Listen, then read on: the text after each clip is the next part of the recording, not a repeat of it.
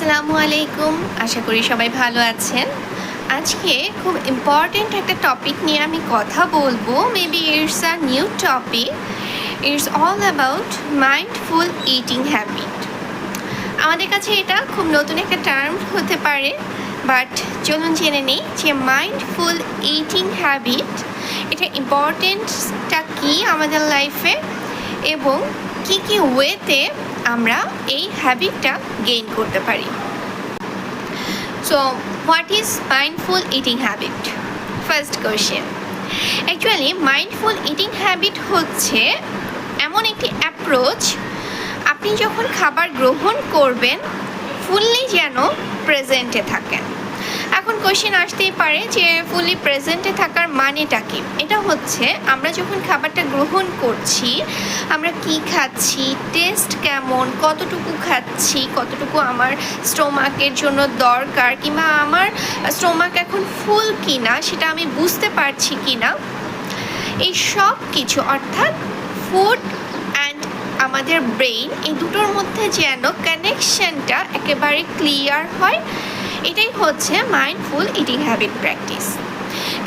আমরা যখন খাবারটা গ্রহণ করি একটা নির্দিষ্ট প্রসেসিংয়ের মাধ্যমে সেটা আমাদের শরীরে মেটাবোলাইজড হয়, আমাদের ডাইজেস্ট হয়, কিছু নিউট্রিয়েন্ট আমাদের বডি অ্যাকসেপ্ট করে, কিছু ওয়েস্ট আমাদের শরীর থেকে বের হয়ে যায়, কিছু ফ্যাট হিসেবে জমা থাকে, কিছু আমাদেরকে ক্যালোরি অর্থাৎ শক্তি যোগাচ্ছে। সো টোটাল প্রসেসিংটা কিন্তু আমাদের স্টোমাক, ফুড, গাট হেলথ, ব্রেইন সব কিছুর সাথে একসাথে related. That's why mindful eating habit প্র্যাকটিসের মধ্যে যদি আমরা না থাকি তাহলে টোটাল প্রসেসিংটা কিন্তু ডিস্ট্রয় হয়ে যাবে।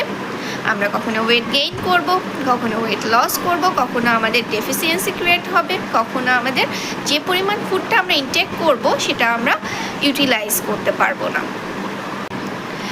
Now I want to say the steps of mindful eating habit practice, and number 1 is just keep 3 deep diaphragmatic breath. That means যখন আমরা খাবার টেবিলে আসবো বা খেতে বসবো, সেটা যে কোনো স্ন্যাক্স হোক আর যে কোনো মিল হোক, খাবার টেবিলে বসে আমরা 3 বার ডিপ ব্রেথ নিব। এবং এর ফলে কি হবে, আমরা যদি কোনো কারণে উদ্বিগ্ন থাকি, বিরক্ত থাকি, ডিস্টার্বড অর কোনো কিছু নিয়ে যদি আমাদের বডি অর মাইন্ড কোনো কিছুতে স্টেবল না থাকে, 3 বার ব্রেথিংয়ের মাধ্যমে কিন্তু আমাদের শরীর, আমাদের মন, আমাদের ব্রেইন এবং আমাদের স্টোমাক স্টেবল পজিশনে চলে আসবে। Number 2, you should sit down at a table and eliminate your all screens. যদি মনে হয় যে না আমি টেবিলে খেতে বসবো না, আমি ফ্লোরিং অথবা অন্য কোনো জায়গায় আমি খেতে বসবো, আমাদের এটা এনশিওর করতে হবে আমাদের সাথে কোনো ডিভাইস, কোনো স্ক্রিন থাকবে না। অর্থাৎ আমাদের অনেকেরই একটা প্র্যাকটিস হয়ে গিয়েছে যে খেতে বসে মোবাইলে বা ফেসবুকে স্ক্রলিং করা, টিভি দেখা বা আদার্স কোনো ডিভাইস ইউজ করা, হেডফোনে গান শোনা অথবা কথা বলা, এই হ্যাবিটটা টোটালি কাট অফ করতে হবে। এবং আমি প্রথমেই বলেছি টোটাল আমাদের ব্রেইন এবং ফুডের মধ্যে একটা কানেকশন থাকবে একেবারে ক্লিয়ার। সো আমাদের কি করতে হবে, সেকেন্ডলি খেতে বসবো একটা নির্দিষ্ট স্থানে, খাবার স্থানে, সেটা টেবিল হোক, ফ্লোর হোক, চেয়ার হোক, যে জায়গাটাই হোক না কেন, ফুললি আমাদের ফোকাস থাকবে খাবারের দিকে। কোনো ধরনের কোনো স্ক্রিন, কোনো ডিভাইস ইউজ করা যাবে না। নাম্বার 3, জাস্ট স্লো ডাউন, ধীরে খান।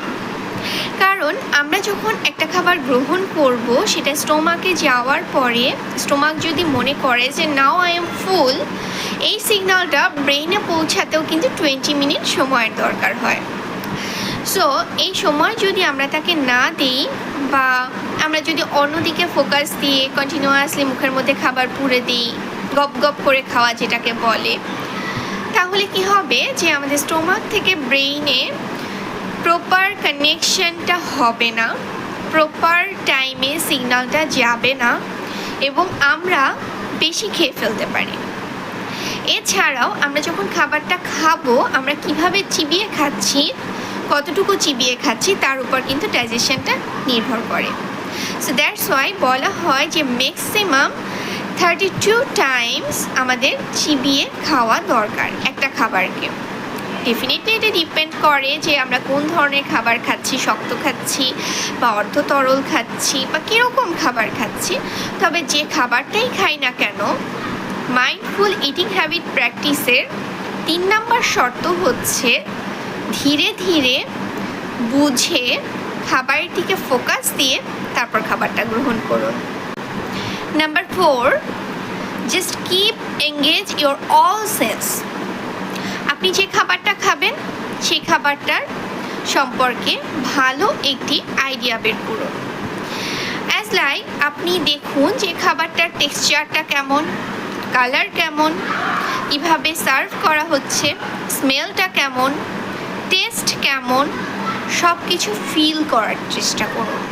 যখন আপনি ফিল করতে পারবেন যে না এই টেস্টটা বেটার, এই টেস্টটা স্মেলটা এরকম আসছে, আর কিছু ডিফারেন্ট, আর কালারটা সম্পর্কে একটু দেখবেন খেয়াল করে, জাস্ট এনজয় ইউর ফুড।